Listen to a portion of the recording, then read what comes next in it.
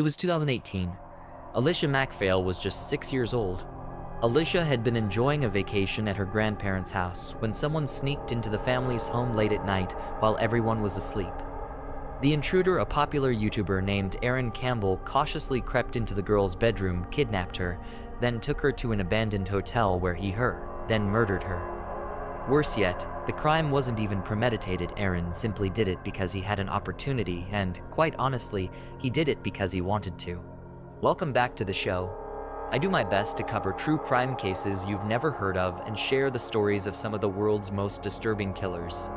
But more importantly, it's my goal to share the stories of the victims and their families and their search for closure after being subjected to some of the most heinous crimes imaginable.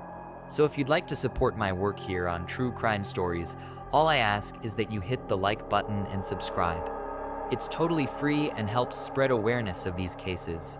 But with that, let's get started. Today's murder documentary is not one that you'll want to miss. The Isle of Bute. This story begins on the Isle of Bute, an island in Scotland. The Isle of Bute is a very small island with an even smaller community of around 600 to 500 people.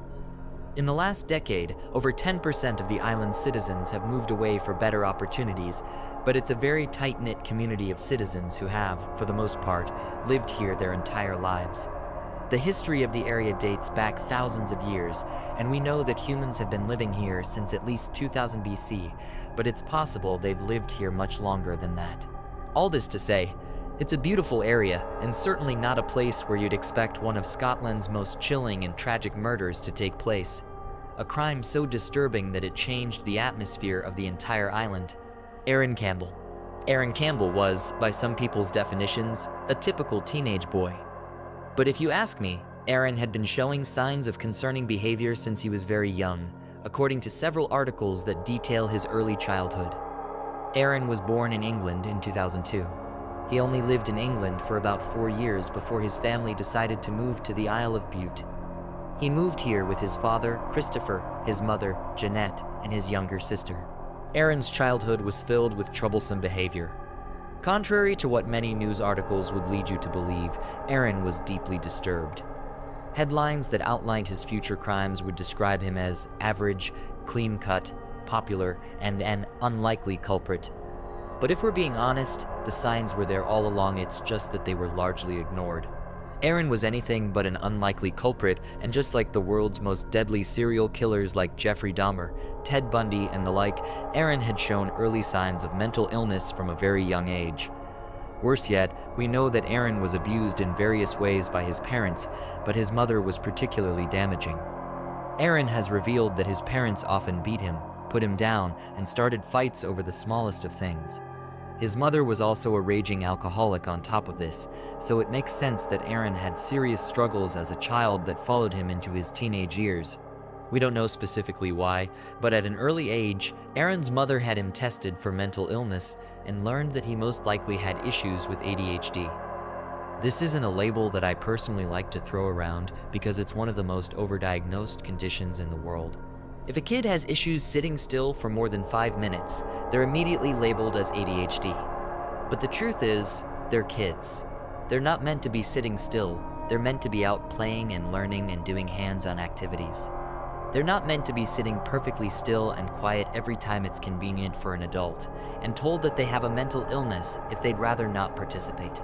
Though, my little rant aside, it does appear that Aaron certainly struggled with some sort of mental issues because his bad behavior would follow him all throughout his teenage years, and it seems as though he was purposefully trying to get into trouble. Maybe this was so his parents would notice him. Maybe it was because he hung out with the wrong crowd, we just don't know.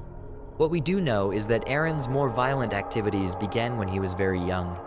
According to his friends and family, Aaron had developed a strange behavior of skinning cats when he was a child.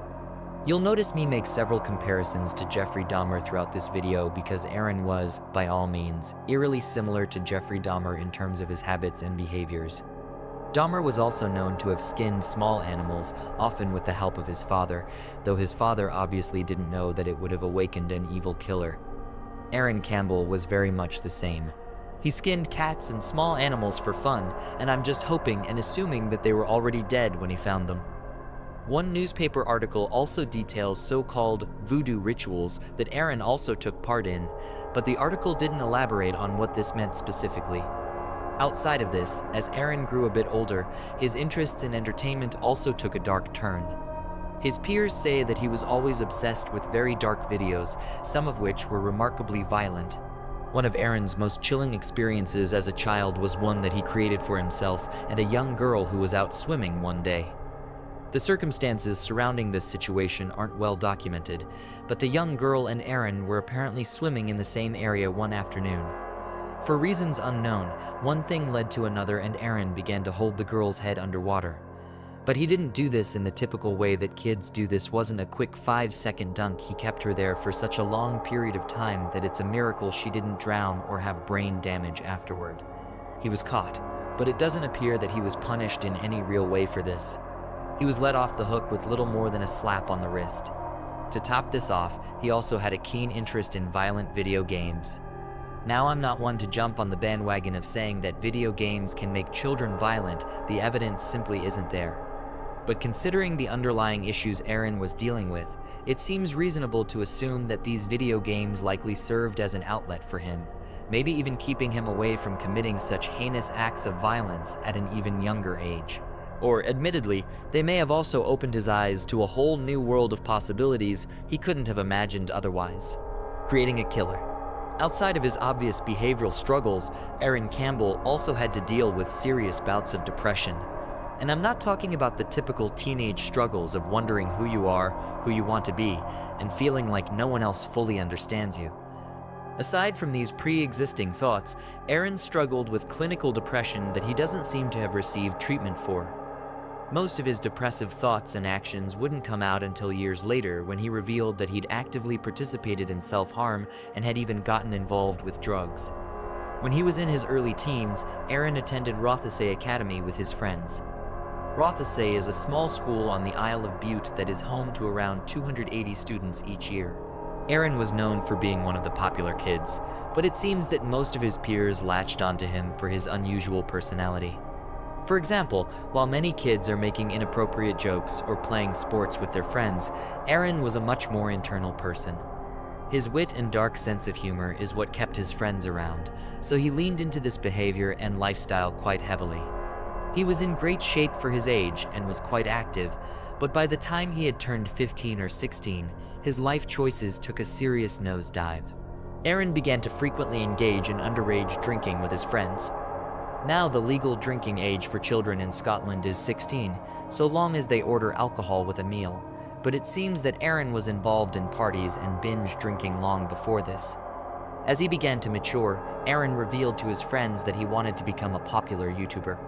He hadn't done too much to make this career a reality, but he had begun to upload videos, and some of them even gained a little bit of traction. But his aspirations of becoming an internet celebrity were cut short in 2017 when Aaron's dangerous lifestyle finally caught up to him. Aaron had begun to post alarming messages to Facebook, with Aaron claiming that he wanted to do something excessive, with the context of this statement suggesting he may have considered killing someone. He also made a post that said, "Might kill one day for the lifetime experience." Shortly after he made these posts, he was arrested and placed into a teen rehabilitation program after he was caught setting several fires in the local area that threatened to burn down multiple homes and businesses. Aaron Campbell's career of crime had officially begun. Alicia MacPhail. Alicia MacPhail was a beautiful 6-year-old girl. She was being raised just outside of Glasgow by her mother. Unfortunately, the relationship between her mother and father didn't work out long term. When Alicia was just 3 months old, her parents separated and began to share joint custody of young Alicia. But Alicia wasn't bothered by this one bit. She was a very happy little girl who felt like she had the world in the palm of her hand. In every photo of her that I've come across, she always has a big smile on her face, with her teachers saying that she loved being at school and spending time with her friends. She loved reading and writing, but was particularly interested in writing. Outside of school, she could be found at the local gymnastics club or baking cakes with her mother. When she wasn't with her mother, she would spend every other weekend with her father and grandparents on the Isle of Bute. This is where she happened to be in July of 2018, when Alicia's family would become caught up in a living nightmare that would never end. A thief in the night. It was July 1st, 2018. Alicia MacPhail had been spending a few days with her father and grandparents during the summer break. Her grandparents lived in a modest home just on the edge of the ocean with a beautiful view that detailed everything that the Isle of Bute had to offer. Alicia had been placed in her room later that evening, and her grandparents turned on a Peppa Pig DVD for her to fall asleep to. Alicia's father, Robert MacPhail, had been dating a woman named Toni McLachlan. At around 11 p.m., Toni checked in on Alicia and found that she was safe and sound, fast asleep in her bed. According to the family, they all went to bed around this time, simply turning off the lights of the home and turning in for the evening. No one even bothered locking or latching the front door because, in their community, everyone respected each other and crime almost literally never took place. On this same evening, 16-year-old Aaron Campbell had been hosting a party at his home for around 15 of his friends. It didn't take Aaron too long to become far too drunk to regularly function. On top of this, his mother had been arguing with him all throughout the evening, essentially ruining his party and his mood. One of his friends said that they were worried about Aaron because he had become suicidal and had threatened to take his own life after his mother continued to argue with him. At around 12:30 a.m., the friend offered to spend the night with Aaron, but he refused. Instead, he said he was going to head out and buy drugs from a local dealer. As it would turn out, this dealer was none other than Robert MacPhail, Alicia MacPhail's father. According to Aaron, he had been in a close relationship with Robert and his girlfriend Toni for quite some time. In fact, Aaron even claims to have had an intimate relationship with Toni around this same time, but Toni has denied these claims entirely, with the judge labeling the claims as a travesty of the truth. Either way, on this particular evening, Robert was not answering his phone, likely because it was around 1:30 in the morning at this point. When Robert didn't answer, Aaron began to call Toni multiple times, but she didn't answer either. This is where Aaron initiated the beginning stages of what would be one of the most heartless crimes the Isle of Bute had ever seen.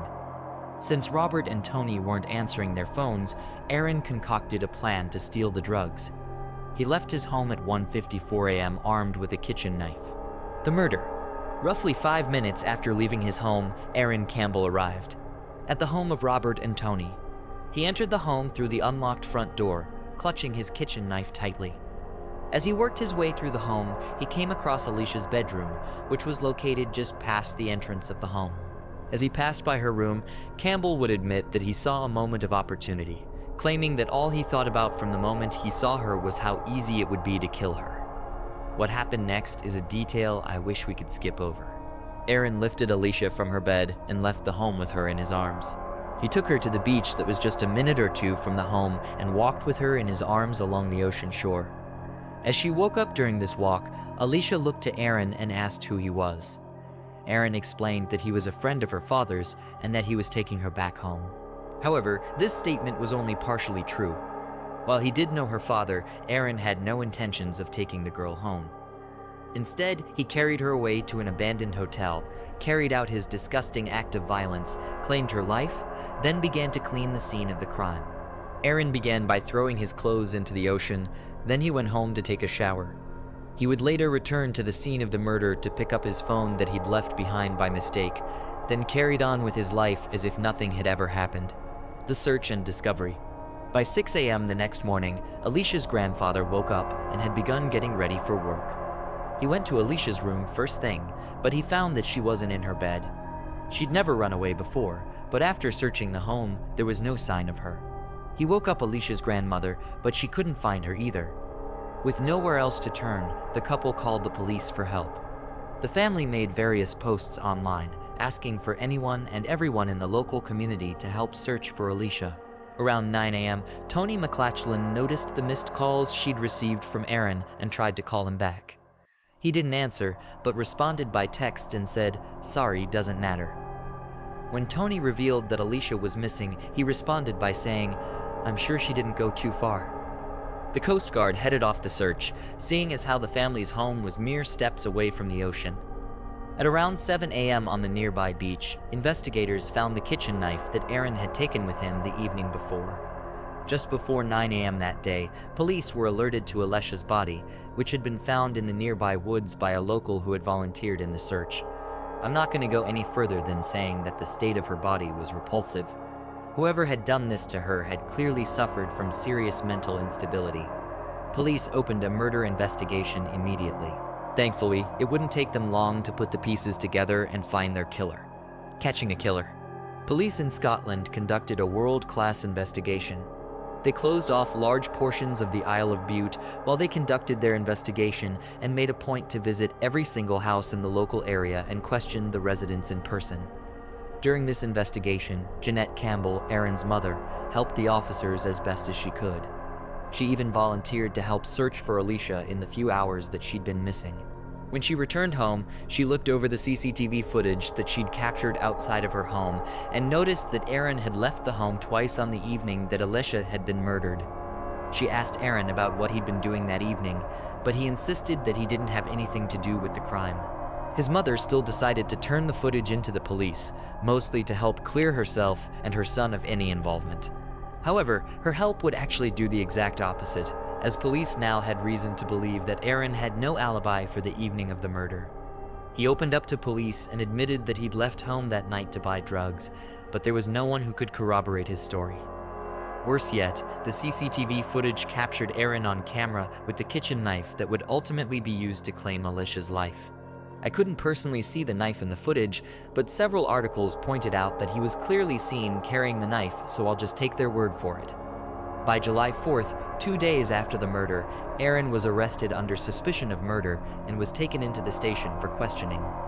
From this point forward, he refused to cooperate with officers and answered no comment to all of their questions. In court, the prosecution team pointed out that additional CCTV footage was pulled from the beach around 2:25 a.m. on the morning of the murder.